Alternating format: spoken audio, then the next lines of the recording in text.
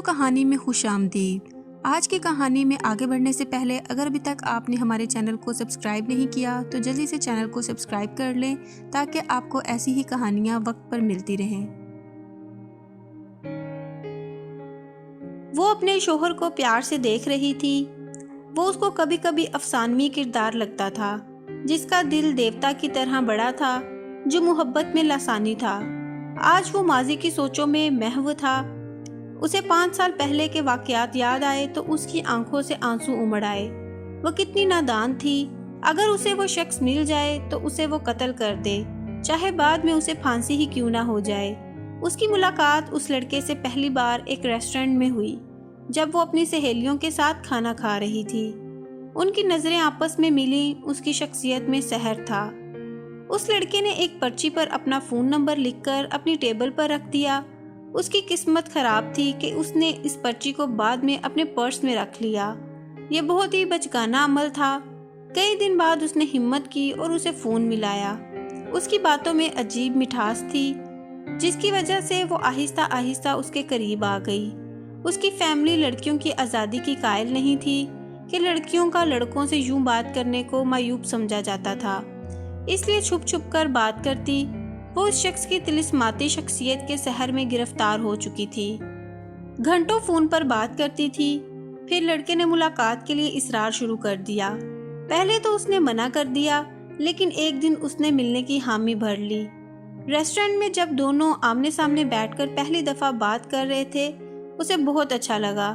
پھر یہ سلسلہ چلنا شروع ہو گیا کہ ایک ہفتے میں ایک دن ملاقات ضرور ہوتی تھی۔ اس کی آنکھوں سے پھر آنسو امڑ آئے۔ وہ ایک دم خیالات کی دنیا سے واپس آ گئی۔ اس نے اپنے شوہر کو ایک بار پھر پیار کی نظر سے دیکھا۔ اسے اگر اس بات کی پرواہ نہ ہوتی کہ اس کی نیند خراب ہو جائے گی تو ضرور اس کے ہاتھ کو چوم لیتی، جس نے اس کا ہاتھ بہت مشکل وقت میں تھاما تھا۔ آج نیند اس سے کوسوں دور تھی۔ وہ پھر ماضی کی دنیا میں واپس چلی گئی۔ اس لڑکے نے اسے پہلی بار اپنے گھر آنے کی دعوت دی۔ اس نے بتایا تھا کہ وہ یتیم ہے، اس کا دنیا میں کوئی نہیں ہے۔ اس وجہ سے اسے اس کی ذات سے محبت کے ساتھ ہمدردی بھی تھی۔ گھر میں ملاقاتیں ہونی شروع ہو گئیں۔ پھر ایک دن محبت کے نشے میں وہ گناہ ہو گیا جس کا کوئی عزت دار بندہ تصور بھی نہیں کر سکتا۔ وہ اس دن بہت روئی تھی کہ اس سے یہ غلطی کیوں ہو گئی، مگر اسے اس لڑکے کی محبت پر بھروسہ تھا کہ وہ اس کی غلطی کو جلد ہی شادی کے ذریعے ٹھیک کر دے گا۔ وہ شادی کا اصرار کرتی تو وہ ہنس کر ٹال دیتا کہ اتنی بھی کیا جلدی ہے۔ وہ بری طرح گناہ کی دلدل میں پھنس چکی تھی۔ پھر اچانک وہ غائب ہو گیا۔ اس کے بعد کبھی اس سے ملاقات نہیں ہوئی۔ اس کا گھر بھی خالی تھا جو کرائے کا تھا۔ اس کے موبائل نمبرز بھی بند تھے۔ اس نے رو رو کر برا حال کر دیا۔ اس کا گناہ اتنا بڑا تھا کہ کسی کو بتا بھی نہیں سکتی تھی۔ اندر ہی اندر گھٹ گھٹ کر جی رہی تھی۔ چند ماہ ہی ہوئے تھے کہ ایک دن اس کا بھائی باہر سے آیا اور اسے مارنا شروع کر دیا۔ وہ بے رحمی سے اسے مار رہا تھا۔ اسے سمجھ نہیں آ رہی تھی کہ اس کا قصور کیا ہے۔ اس نے پوچھا مگر وہ کچھ نہیں سن رہا تھا، بس وہ مارتا ہی چلا جا رہا تھا۔ جب وہ مار مار کر تھک گیا تو بولا، تم کو شرم نہیں آئی؟ ہم سب کی عزت خاک میں ملا دی، تم مر کیوں نہیں گئی؟ اس کے گرجنے کی آواز سن کر امی اور ابو بھی آ گئے۔ اس کے منہ سے خون بہہ رہا تھا۔ تم کیوں اس طرح بہن کو مار رہے ہو؟ تم کو شرم نہیں آتی؟ ماں نے اس کا سر اپنے سینے سے لگاتے ہوئے کہا۔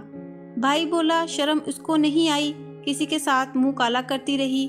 بھائی کی یہ بات سن کر اس کے پیروں تلے سے زمین نکل گئی کہ بھائی کیا کہہ رہا ہے۔ پھر اسے پتا چلا کہ جس سے وہ محبت کرتی تھی، جس کو اس نے سب کچھ دے دیا، وہ فرعون صرف انسان تھا۔ وہ ایک بھیڑیا تھا جو شکار کرتا تھا۔ اس نے خفیہ کیمروں کے ذریعے گناہ کے مناظر کو محفوظ کر کے چند پیسوں کے لیے انٹرنیٹ پر فروخت کر دیا۔ اس کا پیشہ یہی تھا۔ ایسی ذلت کی زندگی سے اچھی موت ہے۔ اس نے زہر کھا لیا، مگر اللہ کو کچھ اور ہی منظور تھا۔ اس کو بر وقت ہسپتال پہنچا دیا گیا۔ اس کی جان بچ گئی۔ گھر والے اس کے بعد وہ علاقہ چھوڑ کر نئے علاقے میں شفٹ ہو گئے۔ ایک دن اس کے والد نے بتایا کہ ایک رشتہ ہے، معقول لڑکا ہے، اچھی جاب کرتا ہے، کل لڑکے والے دیکھنے آئیں گے۔ لڑکے والے آئے اور اسے پسند کر گئے، مگر وہ خود دل سے مطمئن نہیں تھی۔ اسے سچ بتانا تھا۔ اس نے کسی لڑکے کا نمبر لیا اور اس سے بات کی۔ اسے سب کچھ سچ سچ بتا دیا۔ اس نے ساری باتیں سننے کے بعد کھلے دل سے اس کو قبول کیا۔ اس نے زندگی کے کسی موڑ پر بھی اسے اس بات کا تانا نہیں دیا، بلکہ اس نے اس کی سوچ سے زیادہ اس کا احترام کیا اور پیار دیا۔ تم ابھی تک سوئی نہیں ہو، آرام کرو۔ اس کے شوہر کی آنکھ کھل گئی۔ جی میں بس سونے لگی ہوں۔ اس نے سائڈ پر رکھے ٹیبل لیمپ کی لائٹ بجھا دی، مگر ماضی کی سوچیں اس پر حاوی تھیں۔ نیند کی دیوی آج اس پر مہربان نہیں تھی۔ 10 سال بعد ایک دن دونوں میاں بیوی عام دنوں کی طرح شاپنگ پر نکلے۔ ایک اشارے پر ایک بھکاری ان سے بھیک مانگنے کے لیے آگے بڑھا۔ اللہ کے نام پر دے دو، اللہ جوڑی سلامت رکھے۔ وہ اسے صاف دیکھ سکتی تھی۔ اس نے 10 کا نوٹ پرس سے نکال کر اسے پکڑایا۔ اس کی زندگی کا آج بہت بڑا مسئلہ حل ہو گیا تھا، جس نے اس کی روح کو اندر سے گھائل کر رکھا تھا۔ وہ اس فقیر کی جسمانی خستہ حالت کو دیکھ سکتی تھی۔ اس کے ہاتھ پاؤں بالکل بیکار تھے، وہ چلتا پھرتا موت کا شاہکار تھا۔ اس نے اپنی آنکھیں بند کر لیں اور گاڑی کی سیٹ سے ٹیک لگا دی۔ واقعی خدا کی لاٹھی بے آواز ہے۔ اس شخص سے کیا بدلہ لینا جو اللہ کے عذاب میں پہلے ہی مبتلا ہے۔ یہ فقیر وہی شخص تھا جس نے 10 سال پہلے اس کی عزت پر داغ لگایا تھا۔ اس کے دل میں سکون تھا۔ اس کی بدلے کی آگ آج ٹھنڈی ہو چکی تھی۔ اشارہ کھل گیا۔ اس نے آنکھ کھولی۔ وہ جاتے ہوئے اس فقیر کو دیکھ سکتی تھی جو ایک گاڑی کے پیچھے بھیک کے لیے بھاگ رہا تھا۔